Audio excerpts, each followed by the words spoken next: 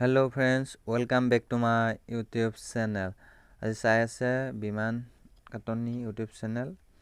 আৰু লগতে আজি ক'বলৈ গৈ আছোঁ আপোনালোকে ইলেক্ট্ৰিচিটি বিলত কেনেকৈ আধাৰ নাম্বাৰ আৰু মোবাইল নাম্বাৰ লিংক কৰিব। আৰু অনলাইন যোগেও কৰিব পাৰে, অফলাইন যোগেও কৰিব পাৰে। অনলাইন হ'লে অফিচত যাব লাগিব। আপোনালোকৰ যিটো ইলেক্ট্ৰিচিটি অফিচ আছে আপোনালোকৰ এৰিয়াৰ ইলেক্ট্ৰিচিটি অফিচত গৈ আপোনাৰ আধাৰ নাম্বাৰ আৰু মোবাইল নাম্বাৰ লগত ৰেজিষ্টাৰ কৰিব পাৰিব। তাৰ বাদ আপুনি অনলাইন যোগেও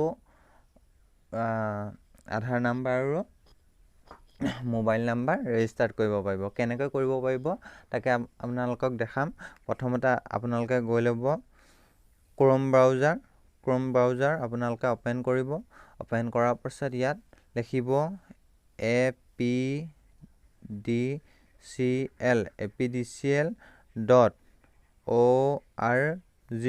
এনেকৈ তলত দেখিব ৱেবছাইট এটা আহিব। ৱেবছাইটটো ক্লিক কৰি দিব। আৰু ক্লিক কৰাৰ পিছত দেখিব এনেকৈ এটা পিকচাৰ আহিব।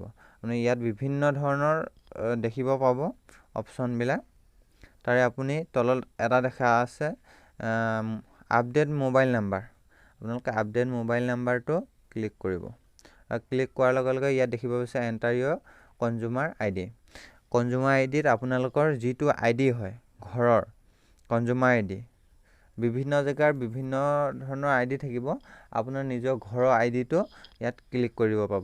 ইয়াৰ লগতে আৰু এটা কথা যে আপোনাৰ নিজৰ আইডিটোৰ বদলিও বেলেগৰ আইডিও ইয়াত লগ ইন কৰি আপুনি আপডেট কৰিব পাৰিব মোবাইল নাম্বাৰ আৰু আধাৰ নাম্বাৰ।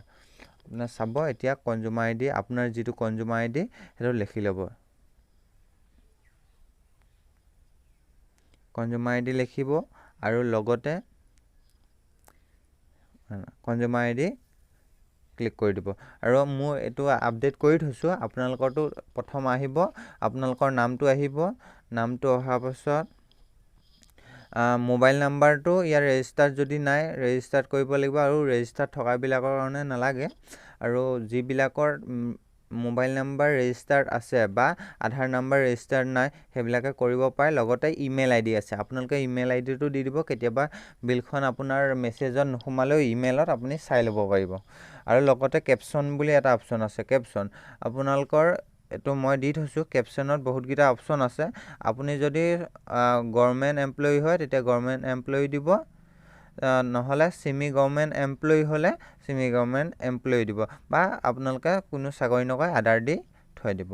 মই আধাৰ দি থৈছোঁ। আৰু লগতে দেখিব আধাৰ নাম্বাৰ। তেতিয়া ইয়াত আধাৰ নাম্বাৰটো মোৰ ইয়াত আপডেট কৰি থোৱা আছে কাৰণে মই এতিয়া দেখাব নোৱাৰিম।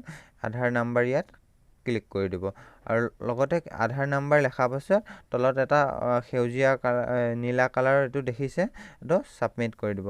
ছাবমিট কৰাৰ লগে লগে আপোনাৰ ইয়াত দেখিব OTP ভেৰিফিকেশ্যন।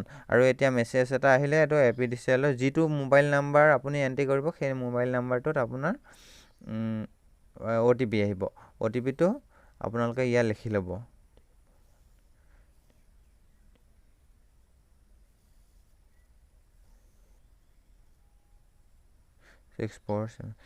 আপোনালোকে OTPটো লেখাৰ পাছত তলত দুটা অপশ্যন আছে। যদি OTPটো সোনকালে নেটৱৰ্কৰ প্ৰব্লেমৰ কাৰণে নাহিবও পাৰে, ৰিচেণ্ট OTP বুলি ইয়াত ক্লিক কৰিব পাৰে। আৰু এতিয়া বৰ্তমান আহিলেই বাৰু OTPটো আপুনি ভেৰিফাই বুলি যিটো অপশ্যন আছে নীলা কালাৰ, ভেৰিফাইটো ক্লিক কৰি দিব। ক্লিক কৰাৰ পাছত আপোনাৰ এনেকৈ এটা পিকচাৰ ওলাব কনজিউমাৰ মোবাইল নাম্বাৰ আপডেট। ইয়াত দেখিব, লগতে ক্লিক কৰিব। আপোনাৰ আধাৰ নাম্বাৰ আৰু মোবাইল নাম্বাৰ সম্পূৰ্ণৰূপে আপডেট হৈ গৈছে আৰু কোনো প্ৰব্লেম নাই। আৰু যদি বেলেগৰ মানুহৰ বেলেগ কনজিউমাৰ আইডি যদি আপুনি আধাৰ নাম্বাৰ আৰু মোবাইল নাম্বাৰ লিংক কৰিব বিচাৰে ইয়াত কৰিব পাৰে। আৰু যদি ভিডিঅ'টো চাই ভাল পালে লাইক কৰিব, কমেণ্ট কৰিব, শ্বেয়াৰ কৰিব আৰু ছাবস্ক্ৰাইব কৰিবলৈ নাপাহৰিব। ধন্যবাদ।